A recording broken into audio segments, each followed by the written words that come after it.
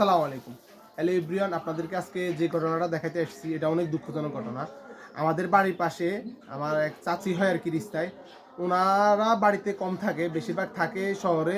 ওনাদের বাড়িতে মানে উনি মাঝে মধ্যে আসে, কারণ ওনার কোনো ছেলে নাই। উনি থাকে ওনার মেয়ের বাড়িতে। তো এখানে আসলে অল্প কয়েকদিন থাকবে। দেখেন কালকে রাত্রে ওনার ঘরের কি অবস্থা করছে, এই দেখেন। ওনার তালা ভেঙে ঘর থেকে যা যা আছে মোটামুটি অনেক কিছু নিয়ে গেছে। এই দেখেন ইট দিয়ে তালাটা ভাঙছে। তো ঘর থেকে অনেক কিছুই নিয়ে গেছে। আপনাদেরকে ঘরের ভিতরে ঢুকাই দেখাতে পারতেছি না, কারণ ওনারা এখনো আসে নাই।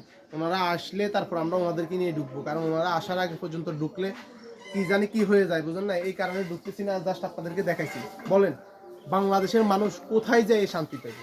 বাড়ির ভিতরে ঘর, বাড়ির ভিতরে ঘর, এখানে পর্যন্ত আসি ভাঙচুর করে সবকিছু নিয়ে গেছে। তো আল্লাহ তাআলা যেন যারা এই ধরনের কাজ করে তাদেরকে হেদায়েত দান করে। আমিন।